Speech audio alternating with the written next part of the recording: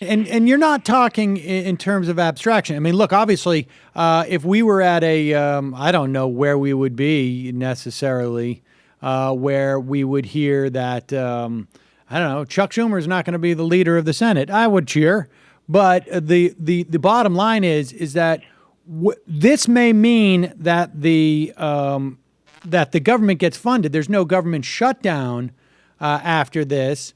However, it does really put into jeopardy the debt ceiling, because the debt ceiling. And let me say quickly, if just for a few seconds, if you cheered and a group of us cheered because of Schumer, there would be a concrete reason for it. He opposed a bill that almost the entire party was for, that we were in favor of. There's actually a governing bill that whether you agree with it or not, is a step towards trying to solve a problem. We're talking about people now that just cheer for nothing, that are nihilists, that there's nothing they would be happy with, right, that the government does. And I think that's an entirely different thing. I don't think those two are comparable. Yeah, no, I agree. And let's talk about the debt ceiling, because if we get through this government shutdown thing, which is very painful. I mean, I spoke about this yesterday on the fun half of the program. Not so fun. But in 2013, you had about 800,000 federal workers who were furloughed, and they don't get interest on back pay. If they've got to pay rent, if they've got to pay for their credit card bills, if they've got to pay for their car payments, they don't get an extra week or 2 weeks because of this. There's no mechanism to release them from their debts. I mean, so you see people whose credit rating gets ruined. You see people whose homes are in jeopardy because they miss a mortgage payment. You see people who have to pay increased interest on their credit cards, and you just see people who are having to say, like, we only have X amount of cash for the rest of the month. We don't know how long this is going to go. We got to start rationing things. It's very difficult for federal workers. It also impacts, obviously, like contractors and people who are working with the federal government and people who go to like state parks or stuff like this. So a government shutdown is very problematic. A debt ceiling, the failure to raise the debt ceiling, because, and you know this, Cliff, and I'm just reminding people, yeah, the appropriations is basically when you spend the money on, let's say, a charge card. You get issued credit, right? And then the debt ceiling is basically when you have to say, okay, it's time to pay the bill. We're going to pay the bill. So we're going to raise the debt ceiling and allow for more cash to flow. If they don't, we've never had a situation where we've come close. We've never had a situation where they refuse to increase the debt or raise the debt ceiling. And this could be the time. No, absolutely. I mean, again, like, we can't. We're in a situation right now where I think it gets to where it's almost impossible to predict exactly what these folks are going to do, and I think it goes more in that direction once a lot of this in the end also is going to have to do with who is put into leadership, how this stuff plays out in the Senate, with Cruz being, obviously is showboating. Did you see the piece he wrote for Politico the other day? No, I think I heard about it. Was this? Go ahead, tell us about it. Yeah, I mean, he basically attacked everybody else in his caucus, and calling them the usual uncreative surrender caucus, and they're giving in on this and that. And clearly, he's just doing it for political, obviously for whatever political gain. But I have a theory at this point. I don't know if it's this on your show last week before, but I'm increasingly getting to the point where I think Ted Cruz is going to be the nominee. It's funny that you say that, because that's basically where I've been what I've been saying at my break fast. I ran into Indy Mike, who of course loves Carly Fiorina, and we should get to her in a moment. But I'm starting to think we're coming back around, and I think you and I think talked about this a couple of years ago, actually, where we were like, could this be the round where the margins have now expanded so large that a guy like Cruz could actually become the nominee? And I'm starting to think that. Why do you think that?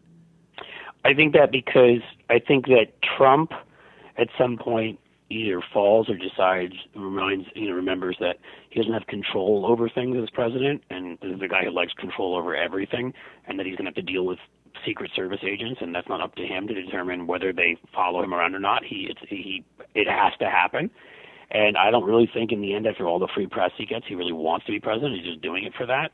So I think Ben Carson is I refuse to see the Republican Party nominating an African American. Maybe I'm wrong, but I don't believe it. I believe that they love him right now because he's the African American guy who still is standing up for. He's almost like bizarro Obama to them, so they love him. But I don't think that's the guy they want as president eventually. And I think a lot of that vote, so who's it going to go to? It has to go to kind of the most outsiderish, for lack of a better word, other person, and I think that's Ted Cruz. And then I think Ted Cruz, with his sort of pedigree and background, can get back in at least with some elements of the establishment and remind them behind closed doors that he's a fraud and that he stands up and says a lot of crap he's never actually going to do. And I think, your Club for Growth types and others that used to be outsiders but now are almost insiders too, I think a lot of those groups end up supporting him. He's raised a ton of money for his super PAC, and so he's obviously got that going on. And so I think he's the most likely at this point, the guy who can make some of the establishment happy. There's no doubt some of them won't ever accept him, but some will, and can win over the kind of Trump types.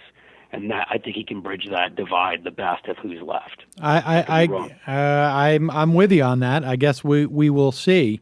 So for him to do that, obviously he's got to play some sort of games with the debt ceiling. He's got to play games with a shutdown. Definitely. He has to do all that right now to remain in their good graces of the crazies while he. But here's the danger, right? Is that in the past he was playing those same games with the debt ceiling, with the shutdown, particularly with both of them, frankly. But here's the danger: is that now he plays these games in the Senate with the debt ceiling. The problem is that, and people should understand that a huge portion of what we see from politicians is for show. And so he could go to the mat, like, I'm going to fight the government, I'm going to shut the government down, but then he's thwarted by what happens in the House. He has no control over what happens in the House. So he's just said, I did my best. The problem is now is that if he goes full hog on this debt ceiling thing, he actually does.